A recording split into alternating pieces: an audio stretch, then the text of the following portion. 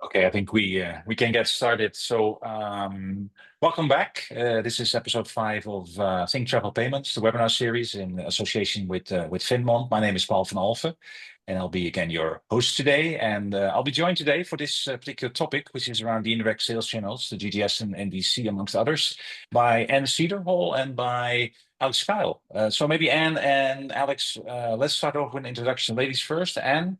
Thanks a lot for joining. You're traveling, so really appreciate that you could make it, and always good to see you. If it's an event or at a webinar, always out there to learn and to share. So, quick introduction, Anne. Thank you so much, Paul. Nice to meet you, Alex, and thank you for having me.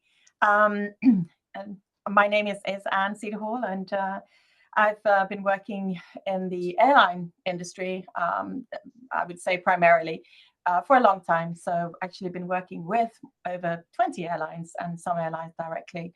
Also have an experience with having worked for ATPCO, Amadeus and Pros. And I've been on the sort of NDC journey from the very beginning of it. And also had the privilege of actually implementing offer and order with an airline and currently implementing with another airline. So thank you very much for having me. Over to you, Alex. Thank you. I am Alex Kyle. I've been with ARC for over 30 years, almost all of it exclusively on the retail side, working with sellers of travel. And I have managed ARC's, which I will discuss later, ARC's ARCPay product. It's a credit card processing platform that travel agents use, and I've managed it since its launch in 1995. Okay, and again, thanks for joining. And I think with your background, I think you're going to have some really relevant input to this session. So let's get started. Before we actually dive into the details, some housekeeping. We're on Zoom, so there is a Q&A box. I'll keep an eye on that. Feel free to drop any questions. I'll either pick them up during the session or at the end. There will definitely be time at the end, and we'll go over them. Those of you that have registered will receive a link to the recording, but it will also be posted on the Up in the Air YouTube channel, so you'll find it there as well in due course. And if you don't do it yet, please follow us on LinkedIn, where we have a dedicated page for this webinar series. Having said that, so we're just after the summer break. This is the first episode after the summer break. So we already had 4 webinars so far, from a high-level introduction to a deep dive into cards and alternative forms of payment. Alternative forms of payment, but also value-added services with free secure tokenization, fraud. And the previous one was about the back office, the reporting and reconciliation function. And for this particular one, we'll dive into the indirect sales channels. And we still have 3 for this year, 3 other episodes to go. OTAs, hospitality, fraud, and risk management, deep dive into that. And we'll wrap it up for this season, as they call it in streaming services, with B2B payments. Okay, so indirect sales channel, the global distribution systems, new distribution capability. Trying to create a bit of a storyline there by first going into, who are these sellers, who are these travel intermediaries that actually are active in the indirect channel, B2B or B2B2B. What's the GDS? How do they operate? What's their role? We'll dive into the supplement and clearing with BSP and ARC with Alex, and will tell us all about NDC that you're always afraid to ask, and we'll wrap it up with some latest developments around offer, order, settle, deliver, new airline retailing, modern airline retailing, and I'll also leave that to Anne. And then finally we'll have some latest industry news and Q&A at the end. So that's the agenda for today. So let's get started. I'll kick it off with a bit of background, as you probably are used to from me. So if I use one of my infographics, what I call a metro schedule or tube map in London, I'll try to create an overview of here of what does the travel payments, travel distribution, travel payments landscape look like. If you would see it as a as a metro map, as a tube map. And it's actually quite funny because some of these lines, the colored lines, we already touched on, right? So we looked into the payment processes. We looked into the different suppliers, and now we're actually in the middle. We're actually in the yellow one, the circle line is called in London, by the way, the travel intermediaries, but also the pink one, the airline IT, because they cross each other. You can see that, where if it's an online travel agency, if it's a consolidator, in some cases a bed bank or a TMC, well, they make use of these kind of centralized reservation systems or global distribution systems, the backbone of the travel industry, where the inventory basically meets the seller. So that's what we're going to look into today. And if I then go to the next one, we'll highlight, or we'll zoom in on the travel intermediaries. And I thought it would be good to explain a couple of the characteristics that play a role in here, and please do feel free to add anything that you think is useful, because there's a lot of detail here as well. But if you start on the left hand side with the bullet points, so typically it's B2B, meaning that there is a seller that actually, let's say, sells on behalf of a supplier, and then also, for instance, either, we'll come to that later on, passes through the payment to the supplier, or actually takes payment from the end customer and then pays in the second step, settles or pays in the second step with the supplier. That's the most common format, but it also happens that there's a second step in that, or third step, if you like, where actually there's an agent that acts as the accredited agent towards, for instance, IATA, but then has behind them a range of sub-agents that actually benefit from the service that this consolidator or this aggregator provides, and they have a different kind of relationship as let's say the main agent has with the supplier.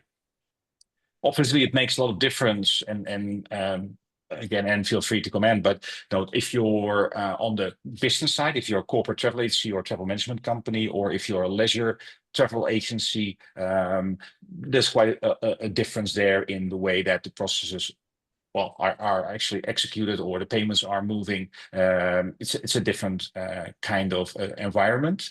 On the right hand side, main difference in the different business models is that if it's the agent that actually passes through the payment, so makes a reservation, but it's not part of the money flow, they actually have the end customer pay the supplier directly, and they facilitate that through the different systems that we will touch on in a minute. And that's becoming more common, I must say, do they act as merchants of record, and for instance, bundle flights from different airlines, sometimes low cost and network carriers, but also hotels or car rental or other services into one package, take one payment in a local form of payment, for instance, or in the local currency, and then in the background actually pay the individual suppliers, and then that means that the travel agency is the merchant of record, but then for the payment between the travel agency and the supplier, it's actually in most cases the airline that's the merchant of record. Another characteristic that is quite different is also who actually owns the inventory, where let's say online travel agencies are typically pure tech companies, and they have very sophisticated systems that make it possible for end customers to select an itinerary and select a fare and to make a payment, but actually they don't offer the service themselves. That's the supplier. And that's typically in a travel agency model, but for instance, in a tour operator model, they would buy in bulk and then pay the airline later on in an agreed format, on an agreed timeline, but the customer pays to the tour operator. So there's quite a lot of historically there's been quite a lot of different business models with different angles into it, like leisure business, or are you the merchant or not, or do you own the inventory or not, and that makes quite a difference in the end-to-end process from a payment perspective. I'll pause here a little bit. And anything you would like to add to this, or maybe Alex from your ARC experience? Not from my side, no. No? No, not really. The only thing I think that we can add, Paul, is that that sort of line between leisure and business is becoming a bit blurred, isn't it? That it's going to be interesting to see those players who will offer, and already do, a platform for leisure as well as for business, right? Where it's sort of is merged. Meaning that your TMC platform is so good that you could contemplate using it for leisure as well. Okay. And I think one of the, I don't know if it's post-COVID, but maybe also before that already, is that employees more and more combine in one trip, let's say business and leisure. Yeah, we see that in the U.S. as well, with customers who are going on a business trip, but the trip happens to be a destination that they want to visit for pleasure, and they extend the stay. Yeah. Okay. Okay.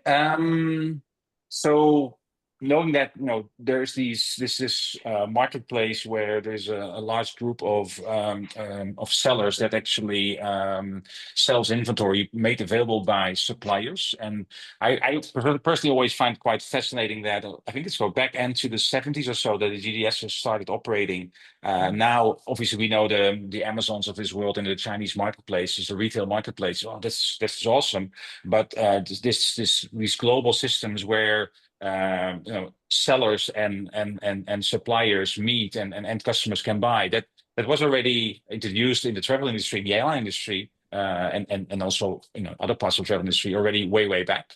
And so let's start with the global distribution systems. I borrowed this from my friends at Altexsoft, who make great content around travel technology, and there's probably many ways to approach this, but maybe, and if you can explain from your experience, very long experience with working with all these systems, what's the role of the global distribution system and how do they operate?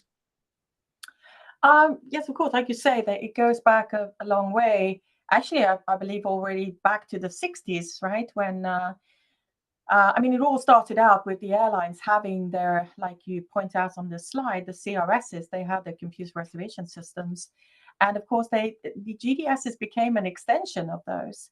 And today we have 4 GDSs in the world: Amadeus, Sabre, Travelport, and TravelSky.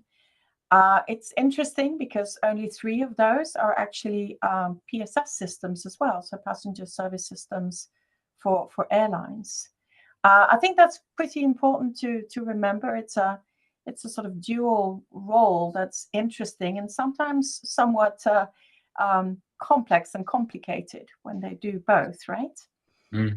I just, in practice, I hear a lot of people mixing them up as well, like, and yes, they do. Yeah. I hear that often, that people talk about the airline GDS. No, there is no such thing, right? It's the airline PSS, the passenger service system. And of course, we have a few airlines in the world that sit on their own service systems. Predominantly here in the US, we have both United and Delta on their own, but we have Emirates, Turkish Airlines, and New Zealand, Aer Lingus. There's a few that have their own PSS, but the dominant leader on this side is Amadeus Altéa, which is the largest PSS system and the dominant one. And and then of course we have Sabre and. And maybe in a nutshell, can you explain? Because it brings pretty much the inventory and the fares and all the details that are needed to do search and to select and to make a payment together. There's also a confusion there, right? Because the passenger service system for the airline typically, it needs to use the same functionalities that the GDSs use, right? You need to, as you point out here on the slide, you have the data providers down there with ATPCO and OAG, right? And those feed into both the PSSs and the GDSs. So the sort of it's almost like, I think the simplest way is to explain it is that the GDS is kind of a replica of PSS systems, but it's of course much more global. The whole point of the GDS from the beginning was to offer all that content that the airlines had in one place for sellers globally to offer that content. But then, of course, we saw with the internet, and when this started happening in the beginning of 2000, internet distribution, right? We had the phenomenon of low-cost airlines and those choosing not participating in the GDS, which has actually led us to this whole NDC, which we will get into later. Yeah. And I guess it's maybe good to mention as well that these low-cost carriers, not only low-cost, but also have a way more straightforward business model. If it's code sharing or interlining, so a lot of the functionality that's embedded into the GDS, into the PSS, they just don't use, so they could use their own systems, right? They can, yes. I think it's probably easier if we explain that a bit later on. Okay. I find it good that you put the offer and order management in there on this slide, or rather, I mean, AltechSoft slide. It's interesting because to me, it is two different things, really. We talk about order-based reservation and inventory systems, and we also talk about order management systems. And we have some airlines in the world that actually use order management systems to sort of work together with their PSSs. It just helps them with the orchestration of their content. So yeah, and maybe it's good to say, Anne, that we both attended the recent TTRL event, which is all around airline distribution, offer order, and PSS.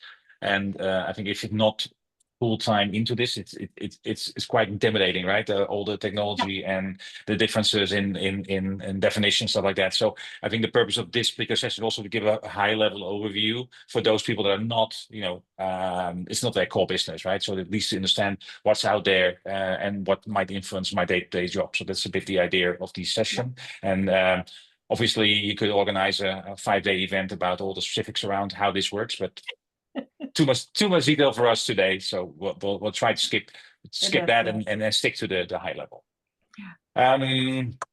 So again, these and by the way, I mean, we're with this audio with both Alex and coming from the airline side predominantly. Obviously, GDS also offer other content, right? If it's from cruise to car rental to hotels and I guess many other ancillary services. But for this particular exercise, we try to stick as much as possible to the airline side. It's already complicated enough. But there's definitely not unique to airlines, especially the GDSs. Obviously, they also have many other products and services in their inventory. Going back to the payment component, because it's about payments this series. Different kind of view, top left-hand side. So travel intermediary, we just looked at the different ones, or the retailer, I guess that we call it nowadays as well. And again, they would be the one collecting or accepting the payment from the end customer, if it's corporate or if it's leisure. And then depends a little bit on what kind of travel agency it is, or even if it's a in the B2B2B setup where it's an aggregator or a ticket consolidator, they might take a payment and then pay the consolidator, who then pays the airline. But depending on the channel, if it's through the more traditional GDS, or if it's comes in a bit to the NDC or an API or even a B2B portal, those payments then travel through the GDS from the airline. And then there are a couple of options there, and we'll come to that in a bit as well, where the most straightforward one, and I think Alex, that's also in the US, for ARC the most common one is the customer card pass-through, where at the time of booking, the travel agency either has the card on file or requests it, and then inserts it into the booking, into the PNR, and then it travels down through all the systems and ends up in the end with the acquirer. We'll come to that later on. That can also be the agent's own card, where actually the travel agency acts as merchant of record and then decouples the pay-in from the payout. So they might get a bank, an account-to-account transfer in, or a wallet, or a local card scheme or another form of payment in another currency for another amount, but then the amount that's the booking is made for is then transferred with a virtual card, a corporate card or a virtual card from the agent, issued on the spot typically, and then that's inserted into the booking, and then through the different settlement processing and funding mechanisms, it ends up in the end with the airline. And the other part is that's at the bottom, and that's the so-called cash part. But it's more like a billing and settlement where actually the local BSP, or in the US and some territories ARC, will then bill basically the travel agency for the tickets issued during a certain period, and then money is moved from their account to the BSP or ARC account, and then through IATA or ARC clearing, then settled with the airline. So that's a bit of more detail how the indirect channel works from a payment perspective. We'll come to that in more detail later on as well. But the key thing here is that, especially when it comes to cards, if you have like the GDS channel, and NDC is different, we'll come to that as well. But the GDS channel is well known in the payment industry as like, really, does it work like that? Because the authorization is done separately from the settlement, from the capture, and the airline is not involved in that. They only find out later what happened and receive a capture request from ARC or from the BSP, but then the transaction, the authorization has already happened, and then the clearing is done in the end done by the airline. Okay. Let me just, because I have a bit of a double roll today, let me see if there's any questions. I don't think so. Okay, so zooming in a bit on the BSP cash payment flow. So the mechanism works as follows: that it's like one to many, many to one, which I mean that as a travel agency, you can, with the help of the GDS, you can sell tickets, issue tickets across a wide range of airlines. Typically, it's in one single currency for that particular country, the default currency for that particular country. But to avoid that you have then to settle with every individual airline separately, if it's ARC, if it's the BSPs in that particular country, will then report in one go. They will combine all the bookings and then say, okay, well, the total amount due for all tickets issued in a certain billing period is an X amount. And by the way, the refunds or any debits are then deducted from that. And there's a net amount then once a week or once every 2 weeks is then settled between the travel agency and the airline. That means that the airline is not receiving hundreds and thousands of different payments from individual travel agencies. They only receive one by BSP country for all travel agencies. But the travel agency only also needs to make one settlement. So that's really a very robust, and the numbers are mind-blowing what going through that. And it's also for the rest of the industry. If you look at the hotel industry or other parts of the travel industry, they don't have this like centralized clearing. So they have a single payment and it's all reported in one go and also settled in one go. There will be way more like bilateral agreements there. This is all harmonized. So that's a very positive thing.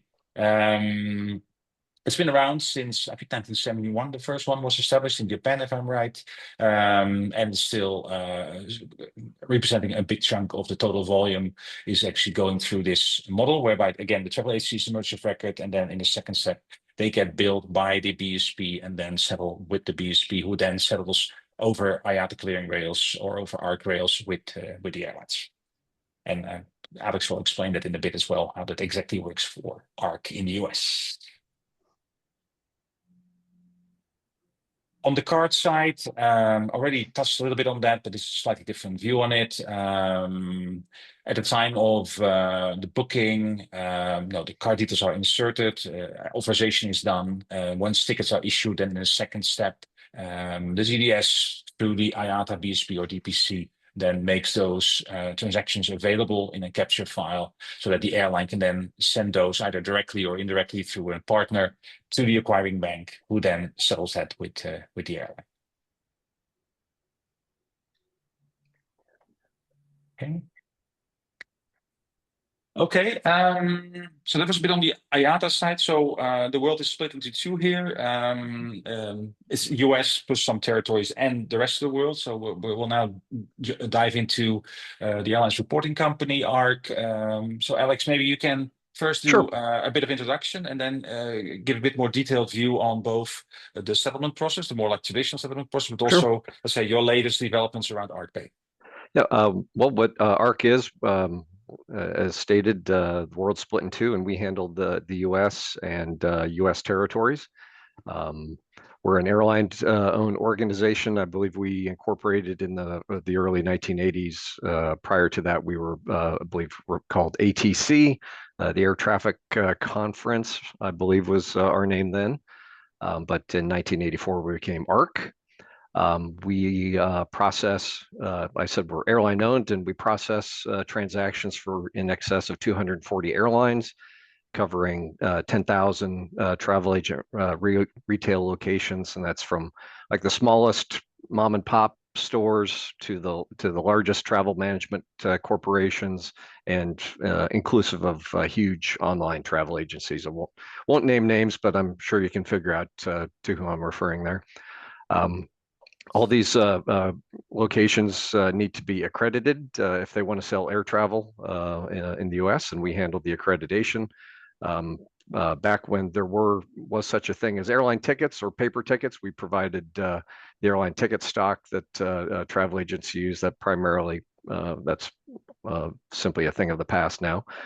We provide data and analytics on all of the transactions we process. Fraud prevention and support both to airlines and to travel agencies.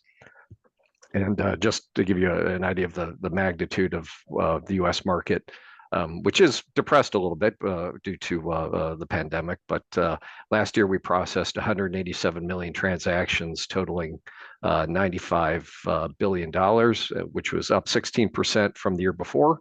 So we're coming close to our record year. Best year ever was 2019, right before everything went sideways. We did 97.4 billion that year. So we're starting to return to where we were in the before time. Just pause here for a second. Do you have any questions, Paul or Anne? Yes. Yeah, what I always find interesting from coming more from the direct side of the business, I must admit, is that in the indirect side, in the US, for instance, if you're a US travel agency accredited by ARC and you can sell pretty much all the airlines that are members of the ARC scheme, right? So, but then you could sell a flight from, I don't know, Sydney, Australia to Auckland, New Zealand, but you would still be charged as a travel agency in US dollar. Correct. And it would all be like processed locally, right? So in the indirect channel, it's the travel agency location that's really driving all the processes, right? It's not like in a direct. It's very different from a direct sale where. Correct. That if that would be on Qantas, you probably would end up in Australia paying an Australian dollar because that's the point of departure. But because the travel agency location is leading, and that I think from a payment perspective, that's something you really have to consider. Yeah, in that scenario, that like the Qantas ticket would be processed via Qantas's US process, whoever they contract with for their credit card processing, probably direct with American Express, and then one of the large banks for Visa and MasterCard. Yeah. And it could be an Australian person booking on Expedia, for instance. You just mentioned one. But they would be offered a fare in US dollars, or well, if it's a pass through. But if the travel agency would be the merchant, then they would be more flexible. But then they still have to pay you, or through you to the airline in US dollars, because that's what their processors expect, right? Correct. Yeah. Okay. Cool. Right. But I have a feeling that you're going to explain that based on this diagram as well. A little bit, yes. This is there's a lot going on here. I like to refer to this document. This is basically how the sausage is made.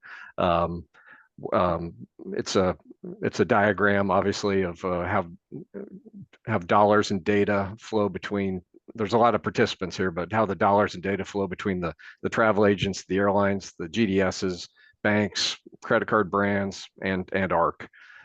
We get daily file or ARC. When I say we, I'm talking about ARC. We receive daily files from the GDSs to do the credit billing, output that information for output that data for every airline who has transactional data from the day before. Output that to the various credit card brands.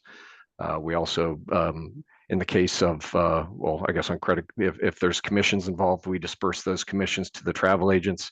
The U.S. is different from the rest of the world in that I think we're a lot heavier on credit card usage than cash. So but when there is cash, we collect that from the travel agents and disperse that to the airlines.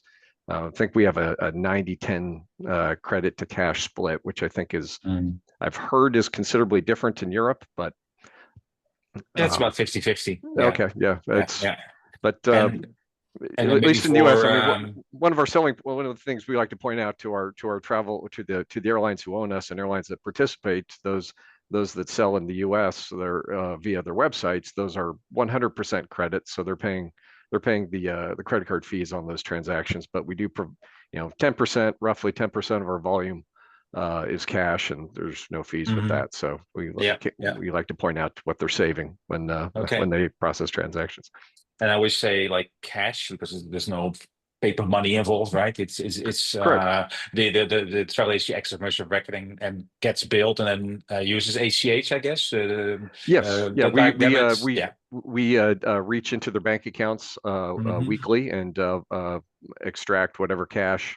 What's all netted, the credit and the cash, the commissions, and I'll get into that a little bit later. The commissions from my product, ArcPay, they all net against each other. Like maybe ArcPay owes the agent $1,000, and the airline or the agent owes the airlines $1,000. That would net against each other, or depending upon the mix. Yes. Yeah. I think that's the basis of clearing, right? That you cross it out. And maybe also from a card acquiring perspective, I think what's my experience as well is that I think you can, as an airline or as a processor, you can register yourself and receive the file. I think it's a CAT file, right? CAT. Yes. The carrier accounting tape.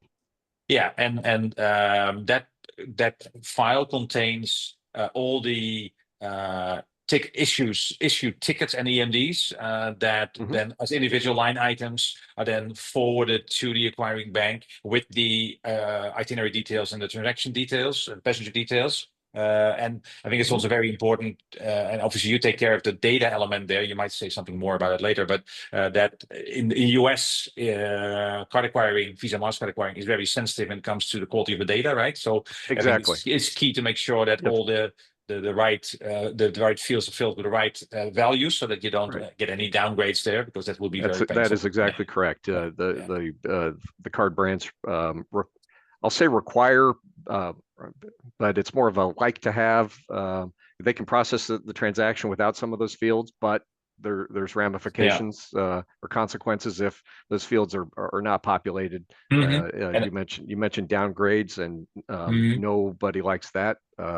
You want your transactions qualifying at the best possible rate, so you're paying the card brands as little as possible, because obviously it's a razor thin margin business, and they don't want to give up any revenue that they don't have to.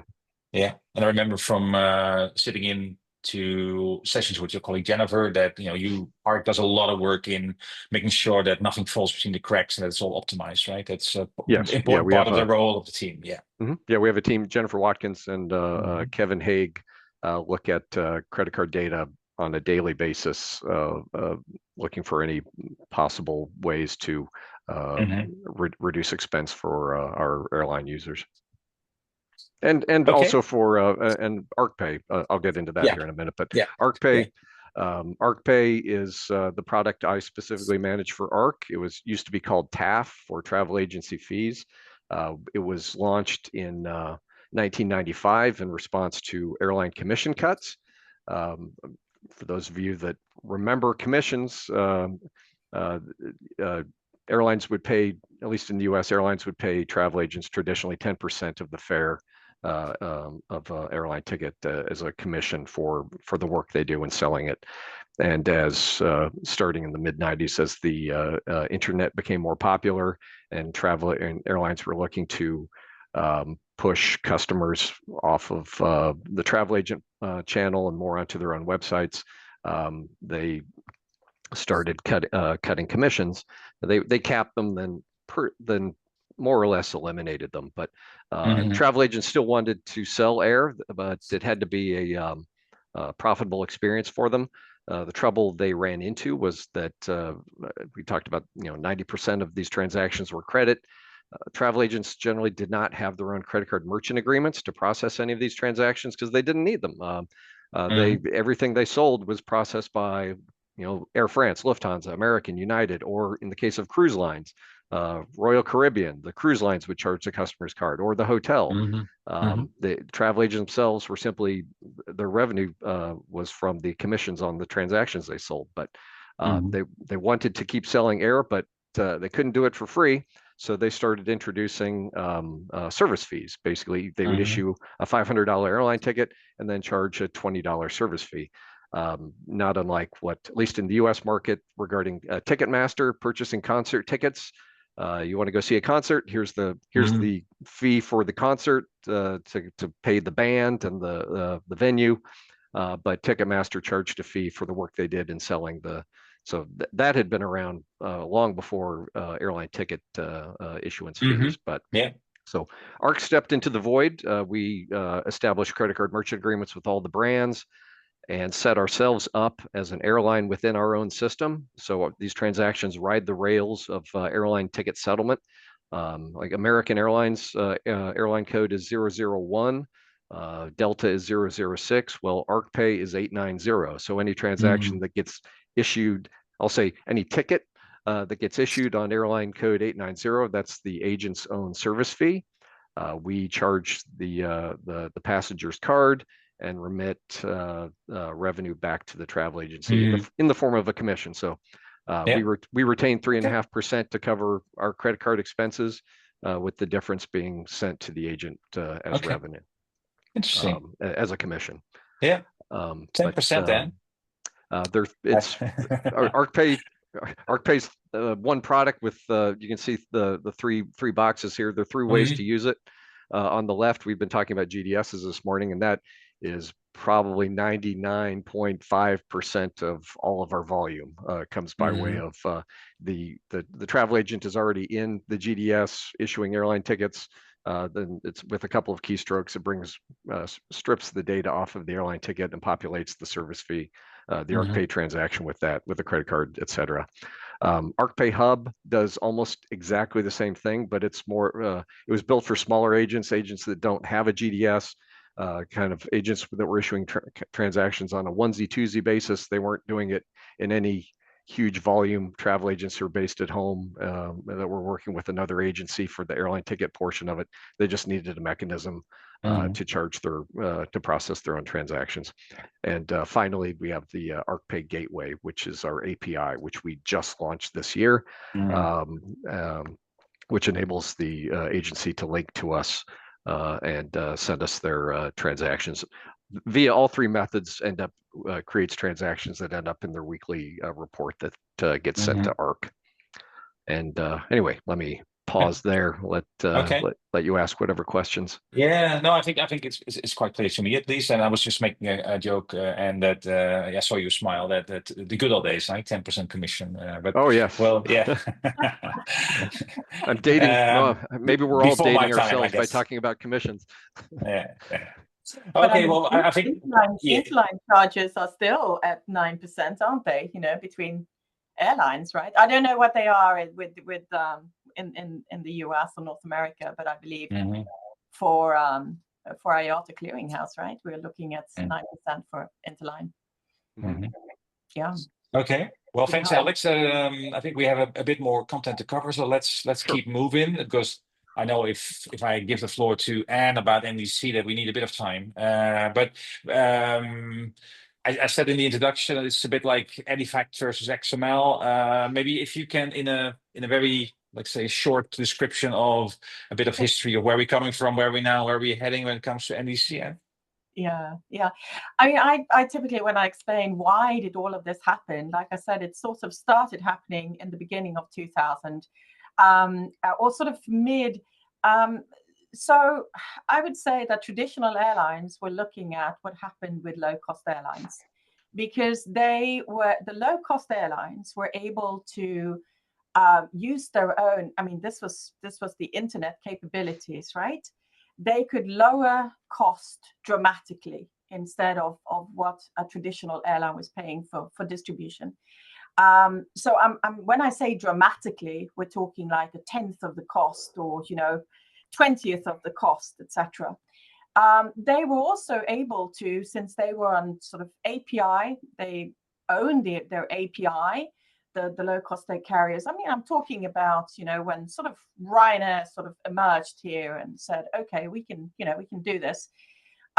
They could distribute content in a different way, right? They've started charging for bags and seats, etc. They could also control their distribution. Actually, what we're seeing now is we're seeing with Ryanair is that they really want to control the agencies that they sell to. And this has been a problem in the airline industry for as long as I can remember, because that's the sort of GDS problem. I can't control who I sell to. And also, of course, the LCCs were able to, in time, offer a better customer experience. And all of this was what traditional airlines who didn't own their own APIs, right, started to address. And that's how NDC was born. It was really as a response to the low-cost airlines and try to address these 4, should we call them, problem areas. That's how I like to explain it. Mm-hmm. And of course, at the time when all of this was happening, so, we started talking about all of this around sort of 2007, 2008. And then lots of things were happening. And why it turned into XML standard, that was really open access in the US. And that was Farelogix that donated the XML schema to open access. And then this was bought by ATPCO, donated to IATA. Long story, I won't get into all of that. But of course, had we had sort of JSON at the time, I don't think we would have chosen XML. So that's more or less a coincidence, just historic reasons. Mm-hmm. That's the sort of background to it all, I would say. Okay. Yeah. Yeah. And I think when I had my first meeting on NDC was in 2015 in Geneva at the IATA office, and at that time, the payment component was not really considered yet. It was since then my point of view, and we've been on other webinars on this topic as well, and that is a bit of an afterthought. But I think it was originally to rich content, right, and make it basically give a level playing field to travel agencies and to give them the same kind of content as the airline would offer on their own website, right? Exactly. Yeah, it's a response to their own website. But I would say that traditional airlines at the time, and I worked for one at that time, it was the direct channel was kind of like, oh, it will never go above 10%. This is so tiny, it's so small, it's sort of not relevant. So I again and again I stress that low-cost airlines have actually driven this development and been the sort of driving force behind all of this, because everything has been a response to what they were able to accomplish. I would say if you could go back in time, change things, I think it's too bad that you didn't have a larger community, that you didn't involve more players in all of this from the beginning. And I don't really want to get into the argument as to why. And I also think that the industry would have benefited greatly had it been open, like Linux. Anyone can contribute to this. That's how you build a standard. that's how you really get it moving and you get input from everybody. But that's just Anne's personal sort of view on this. Okay, that's appreciated.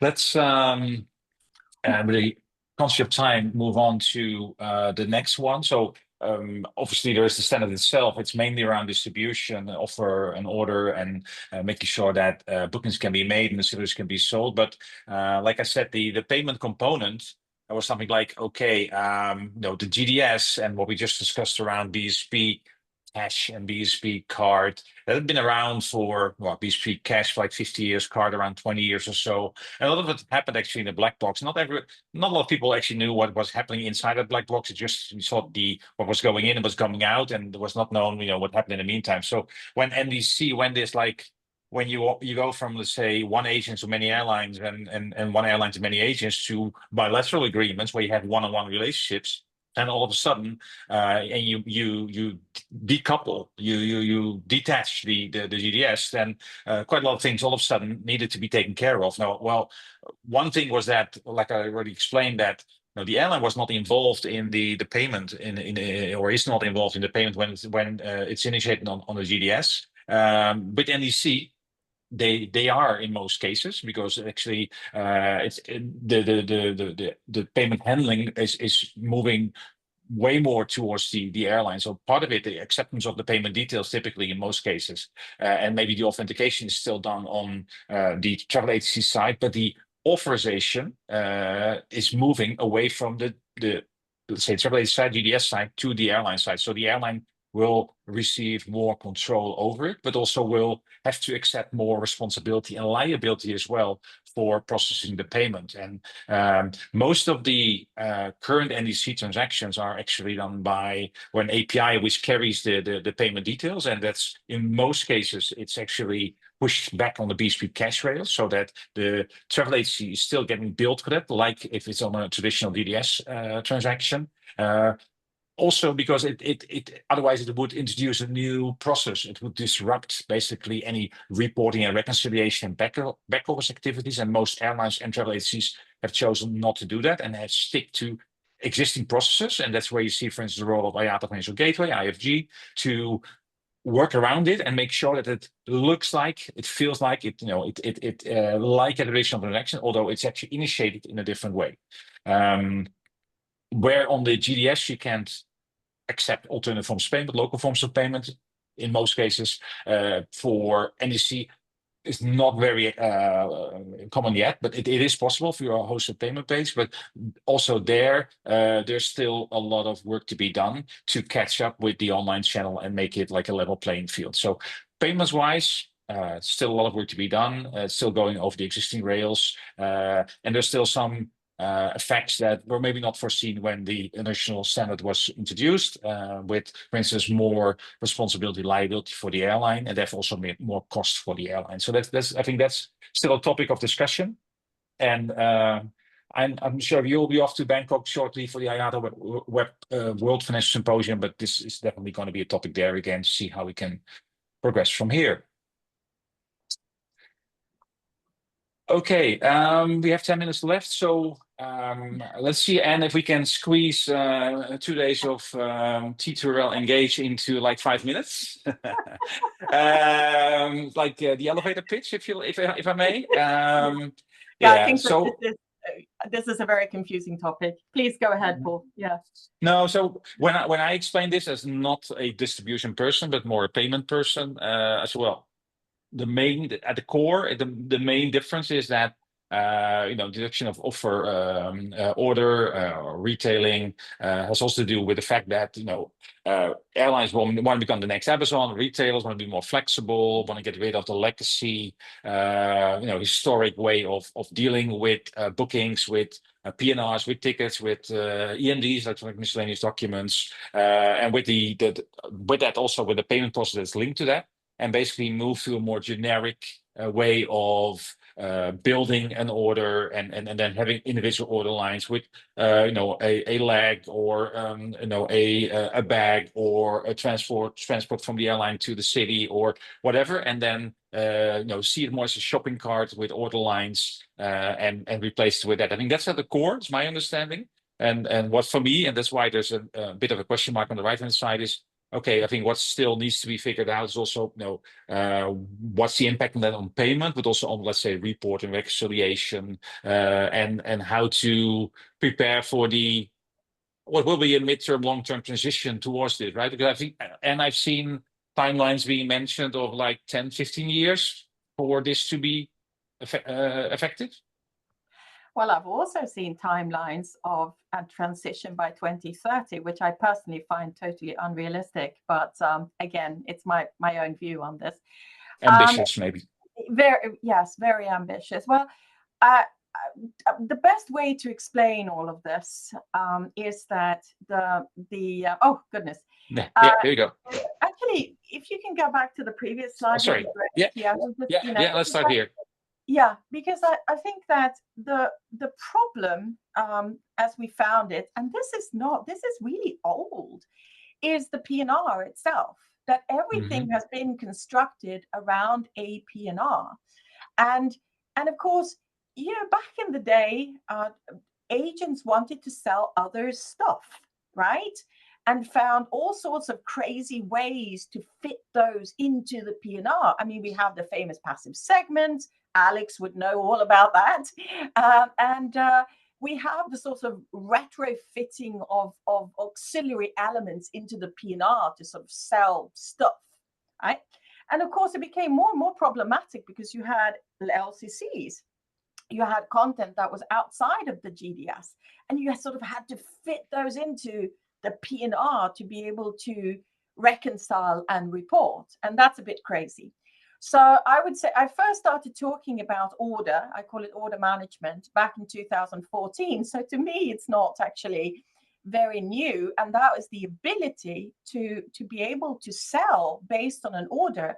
I want to be able to sell flight segments, but also the Uber, also the hotel, also the mom and pop hotel, anything, any type of content. And this applies both to airlines and travel sellers, I would say. And very often in the TMC world, that's something we talk about a lot, is that all their systems for back and mid office is designed around the PNR and not designed in a way of order. And very often in the airline world, it is too. So it's pretty easy, actually, like I say, to just apply order management to all of this. It's not that complicated. Trust me, like I said, I've done it, and it's just explained far more intricate than it really is. It's just the ability to orchestrate in a different way and just consider the PNR as just one element of the whole thing. I think what sort of confuses me, and we talked about this, Paul, is that we're talking two different things here. The vision of IATA and I find it quite interesting that you're using offer, order, settle, deliver here, and not one order, because those are two concepts that. So the one order vision is that we move towards a reservation and inventory system where we have no RBDs, we have no fares, we have no tickets, no EMDs, we just have products. And that's a big transition.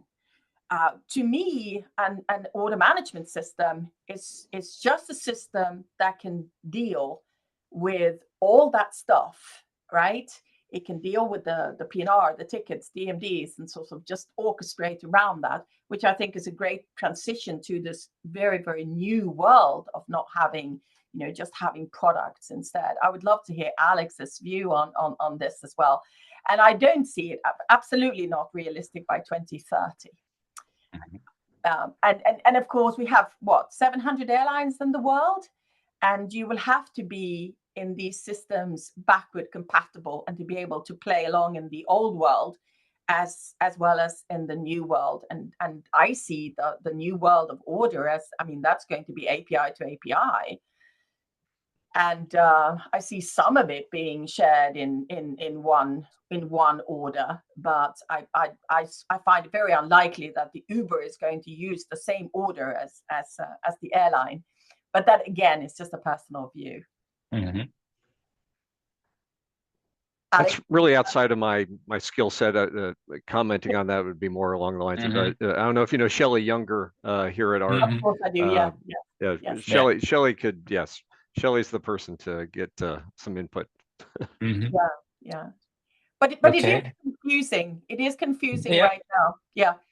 And the main purpose, for me, for instance, for attending these events, but also to have this kind of, which is at least for those people that are, let's say, downstream from this, like working in payments, for instance, or in support, and to at least have an understanding of what's coming, and also hopefully are being allowed to contribute to what's going to look like, how it's going to work, and that we don't have to fix that afterwards. I mean, it's pretty. I think you referred that as well, and that in hindsight is always easy. A community approach would probably have been more effective. But okay, let's leave it with that. I'll skip this one, maybe too much detail, and we're also running out of time. So I have one or actually two, but I don't see any questions. So we have one more thing, and I think it's one of them is a very nice bridge to the last week's World Aviation Festival in Amsterdam, and then we met there in person as well. And I think the CEO of Flyer called it the worst kept secret, but I think Riyadh there, the new carrier from Saudi Arabia, that's starting from scratch and is actually is in a unique position to have kind of a greenfield, clean slate, whatever you call it, approach, and start really. They have handpicked all the components of their technical setup without any legacy, without any dependency on what was already there. But maybe what's your view on this, Anne? Well, I mean, first of all, they're not the first airline, because remember the airline Flyr in Norway was the first airline in the world to be hosted on a truly product-based inventory and reservation system. I mean, they had no tickets, they had no EMDs, they had no RBDs. If you had 179 seats on the plane, you had 179 potential products. That's how the system was set up. And we know that Flyr didn't survive, sadly, as an airline. I don't want to delve into whether that's, how much of that is distribution or whatever. But of course, it was very challenging for them to, like I said, having no backward compatibility and not being able to communicate with the GDSs and other sellers on their key markets. So I think that's a very key core element that Riyadh have to consider, and of course Flyer. It's going to be, I actually commented on this as I saw that Sabre are also involved here in delivering some of the revenue management here. They also made an announcement in Amsterdam, right, Paul? That they will deliver the RM piece, and Flyer will deliver the offer and order reservations and inventory based system. But great that we're seeing movement here, and we're seeing the industry moving forward, and especially, like I said, I'm passionate about moving off P&R centricity. That is what really, really important to me. Okay. I think from a non-distribution perspective, I think I look back at PSS as being simple because it was all in one box, right? And now if you take it all out, and it's like the frogs jumping out of the bucket, something like that, right? But it's just trying to follow it. Again, Paul, I mean, okay, we can go on about this forever, but should really RM be part of the PSS? I personally don't think so. Should e-commerce be part of the PSS? Don't think so. I really think that you get a much faster development cycle, and if you can sort of have the core e-commerce specialist doing e-com, and RM should really sit with. I don't necessarily think that it should sit with the PSS. Okay. Again, I'll trust you there. Okay, thank you, Anne. And maybe just to wrap it up, I thought it was an interesting news fact to mention that I talk a lot about travel fintech and how travel tech players move more and more into the value chain. We have a question as well, I see. More and more into the payment value chain. And I thought it was interesting to see that PSS Amadeus with their payment division Outpace is partnering with IATA, the global airline association, to actually introduce a new form of payment and using their PSS rails and their IATA clearing rails. So that's probably part of the future, is that we'll see more of those collaborations and to make a more seamless way of accepting payments possible. Having said that, I think we have, let me just quickly check, because I think I saw one question. Let me see if I can get it on the screen. Yeah. We have a question, and maybe, and I don't know, why still NDC booking share is less as compared to GDS in India? Do you have any knowledge of the local market in India? I don't. Some.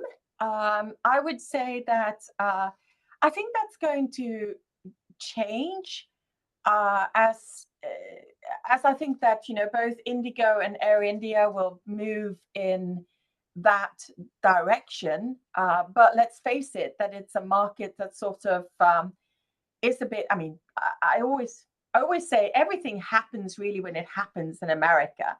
And let's face it, I mean, NDC has really taken off when it finally happened in America. Okay, it happened sort of first in Europe, but again, we see the move with the US, and then it typically sort of trickles down, and Asia is typically the last market. So that's my only explanation. But I mean, it's such a huge market, and I do believe that Indigo have a direct channel, and we're going to see much more development there. Okay. The agenda is always a bit ambitious, so we're run over a little bit, a couple of minutes. So maybe just a quick look ahead. So next session, I still have to plan the date, but it will be probably sometime November. Follow the or look into your inbox, or look at the Think Travel Payments LinkedIn page for more information. And the idea is to dive more into OTAs, hospitalities, and other form of resales, and exactly how does the payment component work on that side. With that, I would like to thank Anne and Alex very much for your contribution. Much appreciated, and good to see you, and hope to see you back You're welcome. at one of the events or webinars in the future. And thanks to the audience for attending. And again, there will be a link for the recording in case you want to look at it again, or want to look at some of the details or that Anne and Alex have shared. And looking forward to see you next time. Thank you very much. All right. Thank you very much. Thank you. All right. Thanks, everyone. Bye-bye. Thank you. Bye-bye.